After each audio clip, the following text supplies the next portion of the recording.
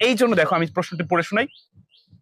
Doc type HTML হলো আজকের ভিডিওতে এইচটিএমএল সম্পর্কে খুবই গুরুত্বপূর্ণ একটি বিষয় নিয়ে কথা বলবো। প্রিয় শিক্ষার্থী কিন্তু মনোযোগ সহকারে সম্পূর্ণ দেখবে, তা না হলে কিন্তু এই বিষয়টি মিস হয়ে যাবে তোমার। আচ্ছা দেখো, তোমরা বোর্ডে এইচটিএমএল আর আমি কিছু বেসিক ট্যাগ লিখে রাখছি, আর উপরে লিখছি ডক টাইপ এইচটিএমএল। তো প্রশ্ন হচ্ছে এই ডক টাইপ এইচটিএমএল তুমি লিখবা কি লিখবা না। অনেক শিক্ষার্থী আমাকে কমেন্ট করেছে, প্রশ্ন করেছে স্যার আসলে ডক টাইপ এইচটিএমএল কি, এটা লিখবো কি লিখবো না। তো আমি এর আগে যখন তোমাদেরকে এইচটিএমএল শিখিয়েছিলাম তখন কিন্তু আমি ডক টাইপ এইচটিএমএল এর কথা বলি নেই। আজকের ভিডিওতে আমি ডক টাইপ এইচটিএমএল কি এটা ব্যাখ্যা করে এবং এর কাজ কি, বা লিখলে কি হবে না লিখলে কি হবে, খুঁটিনাটি সব বিষয় নিয়ে আলোচনা করবে এবং খুবই গুরুত্বপূর্ণ এই ক্লাসটি। প্রিয় শিক্ষার্থী তো মনোযোগ সহকারে সম্পূর্ণ দেখো। 2023 সালে ঢাকা বোর্ডে এই ডক টাইপ এইচটিএমএল নিয়ে একটা প্রশ্ন করেছিল খতে, বলছিল যে এইচটিএমএল এ কোনটি ডকুমেন্টের অংশ নয় কিন্তু লেখা জরুরি, ব্যাখ্যা করো। আবার বলছি, কোনটি এইচটিএমএল এর ডকুমেন্টের অংশ নয় কিন্তু লেখা জরুরি, ব্যাখ্যা করো। এই হচ্ছিল সেই ডক টাইপ এইচটিএমএল, অর্থাৎ এটা ডকুমেন্ট তৈরি করার ক্ষেত্রে জরুরি না, কিন্তু লেখা ভালো, লেখা জরুরি। তুমি কোন একটা এইচটিএমএল তৈরি করবে, ডকুমেন্ট তৈরি করবে, সেক্ষেত্রে কিন্তু তোমার এই ডক টাইপ এইচটিএমএল না লিখলেও হবে, কারণ এটি ডকুমেন্টের কোনো অংশ না, কিন্তু লেখা জরুরি। এই জন্য দেখো আমি প্রশ্নটি পড়ে শোনাই। ডক টাইপ এইচটিএমএল হলো এই যে আমি যে সাজেশন তৈরি করেছি তোমাদের জন্য, সেই সাজেশনে কিন্তু আমি উত্তর সহ দিয়ে দিছি।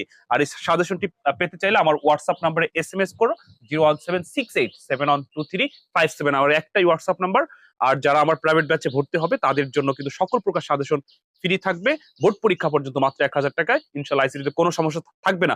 আর যদি কেউ আমার কোর্সে ভর্তি না হয়ে সাজেশন পেতে চাও, তাহলে আমাকে সামান্য সম্মানী দিয়ে তুমি 3টা সাজেশন নিতে পারো। কি কি? সকল অধ্যায়ের ক এবং খ উত্তর সহ সাজেশন, পুরো আইসিটি বই যত পূর্ণরূপ আছে ওইটার ভিতরে আছে।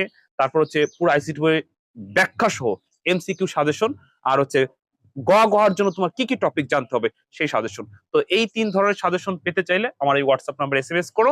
যারা কোর্সে ভর্তি হবে তাদের জন্য বিনামূল্যে থাকবে, আর যারা কোর্সে ভর্তি হবে না তারা খুশি হয়ে কিছু সম্মানী দিয়ে নিতে পারবে। তো দেখো প্রশ্নটা এরকম বলা আছে যে এইচটিএমএল এ কোনটি ডকুমেন্টের অংশ নয় তবে লেখা জরুরি, ব্যাখ্যা করো। ঢাকা বোর্ড 2023 সালের প্রশ্ন। উত্তর, ডক টাইপ এইচটিএমএল হলো ডকুমেন্ট টাইপ ডিক্লারেশন। এর দ্বারা ব্রাউজার বুঝতে পারে যে ডকুমেন্টটি HTML5 স্ট্যান্ডার্ড অনুসরণ করে লেখা হয়েছে এবং সেই অনুযায়ী রেডার প্রদর্শন করে। মানে ব্যাপারটা বুঝতে পারছো, HTML5 স্ট্যান্ডার্ড অনুসরণ করেছে, এই জিনিসটা হলো এটা প্রকাশ করে। আর তুমি জাস্ট নরমালি HTML লিখবা, তুমি যদি চাও যে আমি ডক টাইপ HTML লিখবো না, হবে, কিন্তু এই যে যেহেতু ডকুমেন্টের অংশ না, অনেকে আছে তো এই HTML লেখে, বডি লেখে, এই হেডও লেখে না, কিন্তু এটা বেসিক টেক, এটা লিখবা। এটা না লিখলে তোমার HTML হবে, ওই যে ডকুমেন্ট তৈরি হবে, তোমাকে স্যার মার্ক দিবে, কিন্তু বেসিক ট্যাগ লিখবা। যখন তুমি বাস্তব জীবনে কাজ করবা তখন তো তোমার এটা লিখতে হবে, তাহলে তুমি এখন বাদ দিবা কেন?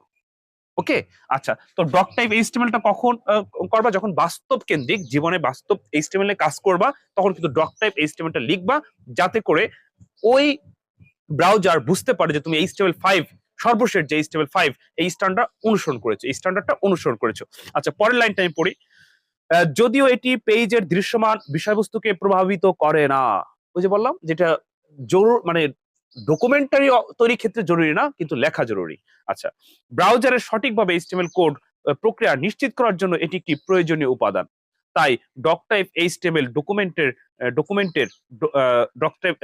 ডকুমেন্টের অংশ নয় তবে লেখা জরুরি। তাই ডক টাইপ HTML ডকুমেন্টের অংশ নয় তবে লেখা জরুরি। আশা করি তোমরা বুঝতে পারছো। ওকে, আচ্ছা, এই ছিল আজকের ক্লাসে খুবই গুরুত্বপূর্ণ একটা টপিক নিয়ে আলোচনা করলাম। আর তোমরা যারা আইসিটি নিয়ে ভয় আছো, দুশ্চিন্তা আছো, আইসিটি নিয়ে কোনো ভয় দুশ্চিন্তা না করে হাতে সময় যাই থাকুক না কেন, তুমি যে লেভেলের স্টুডেন্ট হও না কেন, তুমি আইসিটি পারো, কম পারো, বেশি পারো, যেমনই হোক না কেন, বা তুমি যদি চাও যে না আমি আইসিটিতে সর্বোচ্চ নাম্বার পেতে চাই, তোমার জন্য আমার এই বিশেষ কোর্সটা খুবই খুবই কাজে লাগবে। ইনশাআল্লাহ আইসিটিতে ফেল তো প্রশ্নই আসে না, সর্বোচ্চ নাম্বার পাবে। তো প্রিয় শিক্ষার্থীবৃন্দ, ভালো থেকো।